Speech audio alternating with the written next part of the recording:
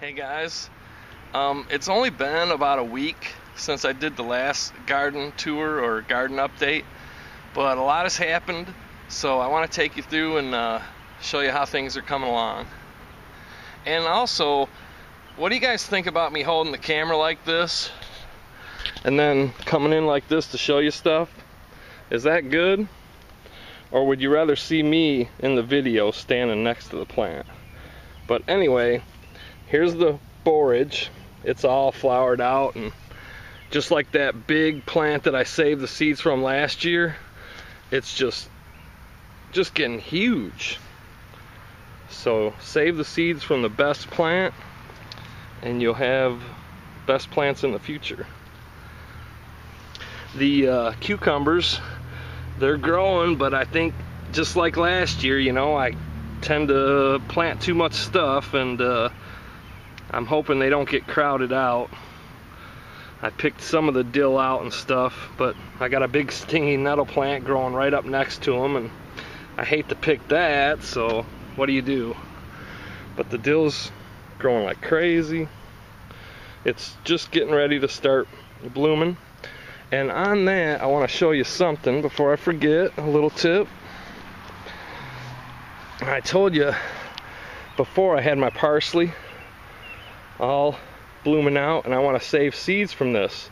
But the problem with this is parsley is in the same family as dill, and from what I've read, if you have the two growing next to each other, they can somehow crossbreed and you end up with bad parsley and bad dill. Is that true or what?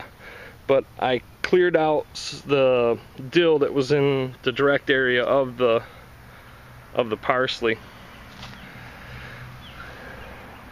The tomatillos, they're still kind of growing. Again, it's really not sunny enough for tomatoes and things of that nature.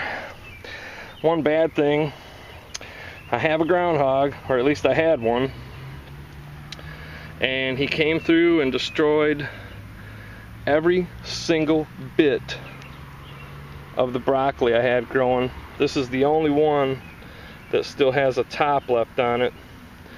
So I think the broccoli's doomed, which is unfortunate, because I'm pretty sure I planted all the seed that I saved from last year. So if this broccoli doesn't make it, I won't have any broccoli seed to plant next year. Oh, and that was Calabrese broccoli, and it was real good and sweet last year. It was just so tasty, a lot better than the stuff you get in the store. Let's see. Oh man, sweet peas. I told you guys these get up over my head, and maybe you'll be able to see it now. But they are going on 7 feet tall. Last week when I showed you this, there weren't any peas on the sweet peas, but look now, just a week later, absolutely covered. A lot of these I won't even pick because there's just too many for me to deal with. They come on so quick, but that's a good thing, because the ones I don't pick will go to seed, and I'll have seed for next year. And every year I plant these in this same location, they're going to get better and better and better.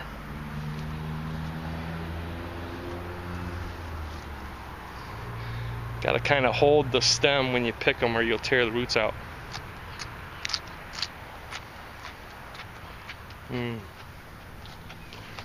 Good stuff.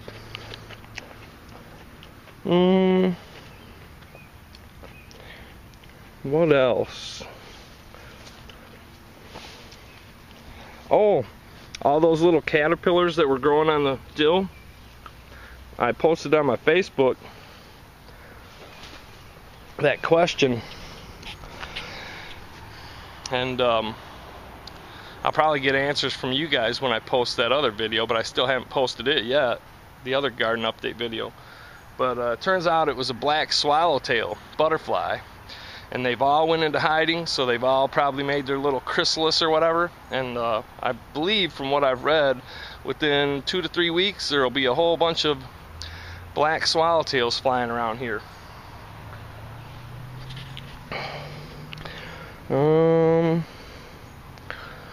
let's see. Oh, my oregano has all these little black spots on it, and it looks like it's affecting the health of the plant. Does anybody know what that is?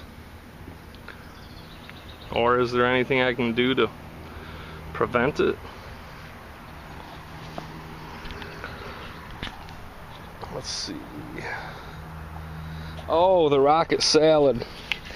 Turns out this is actually, and this is kind of weird because I haven't posted my last garden update video yet, and I asked you guys what this was. Well, I've already found out what it was. It's arugula. But for some reason, this arugula is a little more spicy and less pungent than the arugula that I grow over here in that 5-pack mix of salad greens.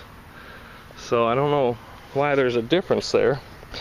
That's what made me think it was a different plant, because it had a little spiciness to it, whereas the other arugula I grow is just pungent.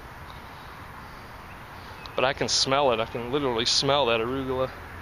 And the dill. You can smell the dill throughout the whole yard. One thing I didn't show you last time, growing between the oregano and the cilantro, this is the thyme that I planted last year. It didn't do really good last year, but this year it's really coming and it's filling in, and it's making a nice ground cover in all these open spots, which is good for the garden.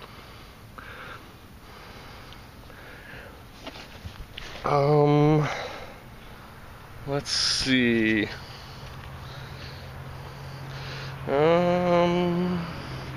Oh yeah, my kale, not doing too well. Again, I think it needed to be thinned out, and I haven't had a lot of time to do any weeding.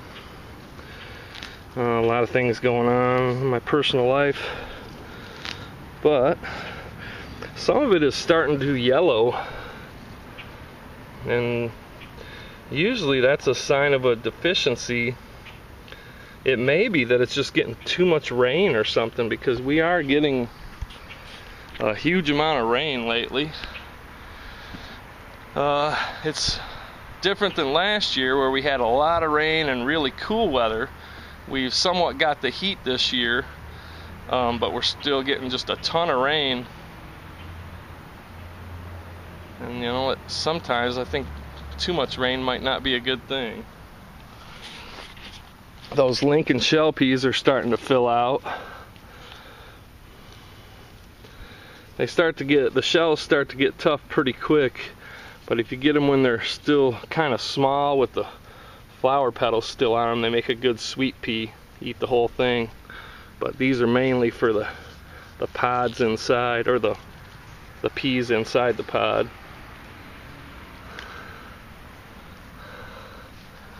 I think that's about it.